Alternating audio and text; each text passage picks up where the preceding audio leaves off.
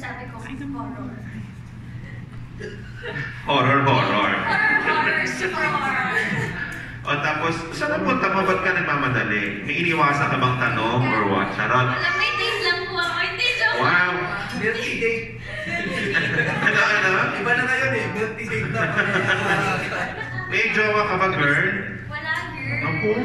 Baka delay ka, Char. Alam ako, girl. Meron pa dyan. Eh, wala po talaga. Wala po. O saan ang ano mo? Punta mo? May school. Magkokoko lang siya. Pasok po ako sa school. School. Reporting po ako ngayon. In fairness, ang bait. Eh, how do you feel na puro sila kapuso, ikaw lang nakapaulit niya? Oo nga po, sa pag-promo nga po namin, lahat sila nasa kabila. Binuli namin siya. Pinuli po nila ako na. Hindi, joke lang. Ano, masaya. May kung ano ah. Masaya po kasi syempre, ngayon nga, buti po ngayon yung mga pelikula natin, o yung mga projects ngayon, nabibigyan na tayo ng chance to work ng ibang natin, ganyan. So, maganda, nakakapag-explore tayo, hindi tayo nakaka-confront sa mga madalas na natin nakikita or nakakasama.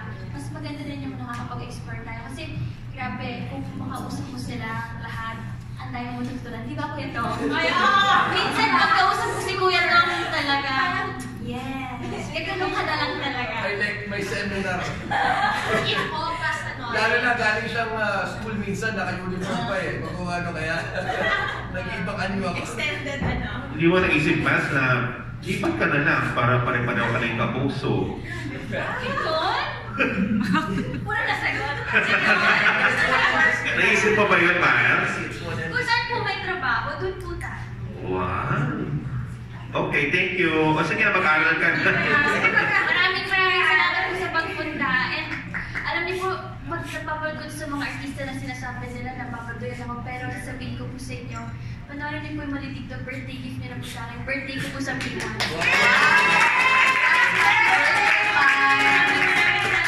Thank you, Miles, for joining us today. Good luck with your studies. Ang sipag naman ni Miles. Favorite ni Junardo yan. Ako si Mangot to. Kaya. Okay, may questions pa po ba, I believe? Miles. Next to ask question is Miss Janice Navida, editor of Bulga. Miss Janice. Miles, favorite ka ni Junardo. Say hello. This is Junardo. Sige. Mega nerd. Sige, bye-bye, Mars. Ayun.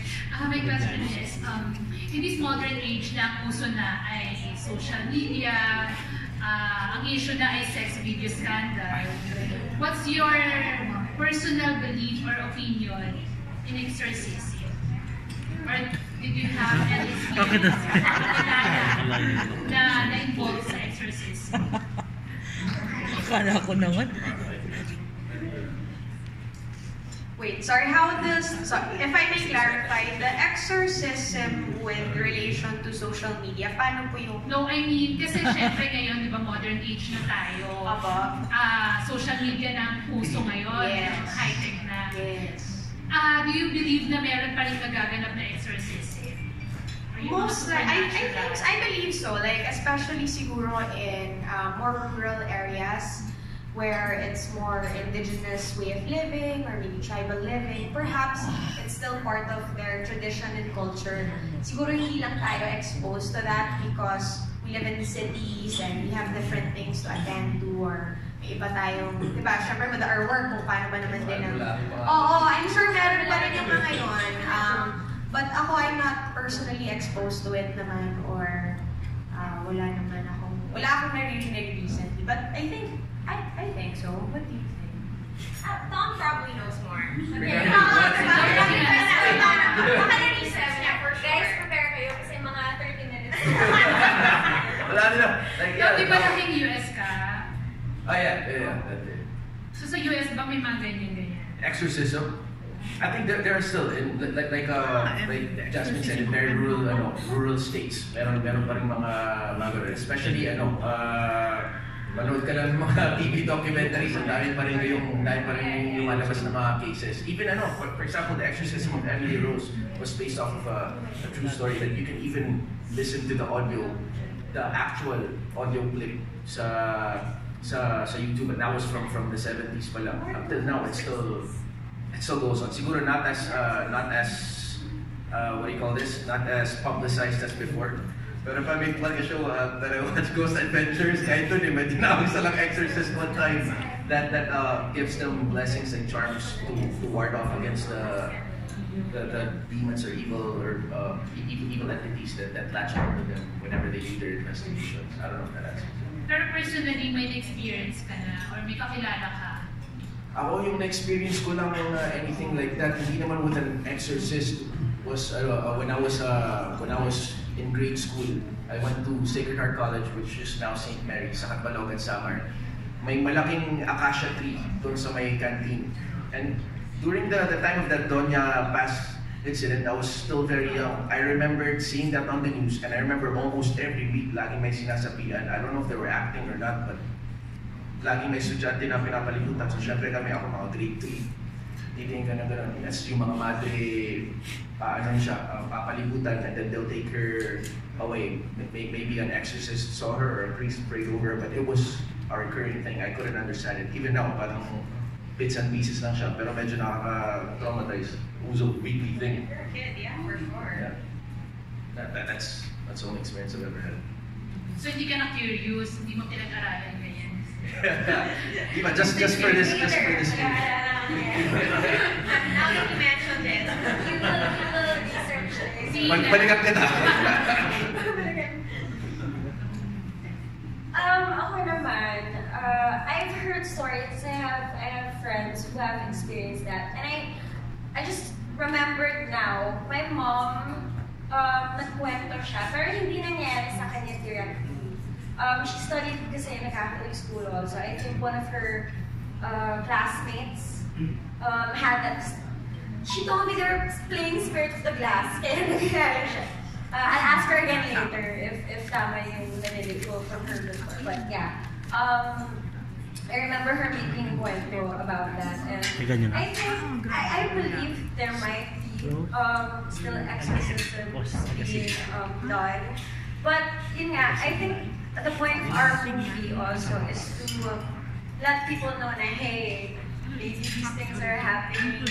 Kasi in the States they have a lot of exorcism movies. Dito siguro konti lang. So hopefully our movie will help people know that this happens in real life. While doing the movie, hindi pa kayo nagkaroon ng fear na baka kasi before di ba may urban legend dun sa nangyari kay Julie Vega when they were doing the Helen Vega story. Diba? Hindi kayo nagkaroon ng oo, parang naging true to life daw yung exorcism, di ba na-affect siya, parang gano'n. Yun yung urban legend. When I did the scenes, actually, funny story. When I did one scene with Kuya Tom, I was afraid of that. But yung boyfriend ko kasi, he gave me a rosary.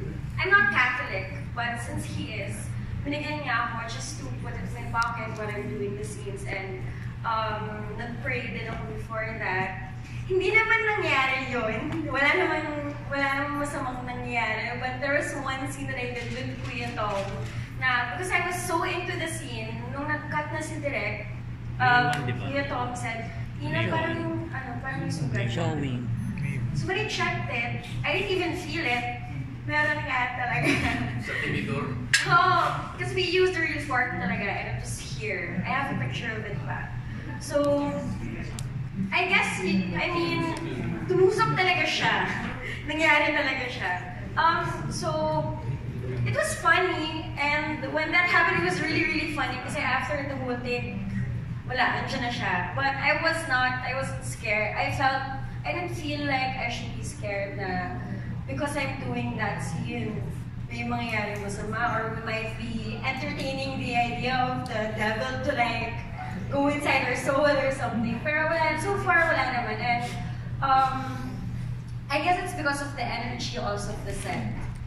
Because it was so light, hindi siya mabigat, kaya parang hindi naman nakaka-attract yung energy ng set natin. So, yun. So far, hindi naman nakaka-attract. We weren't worried about it.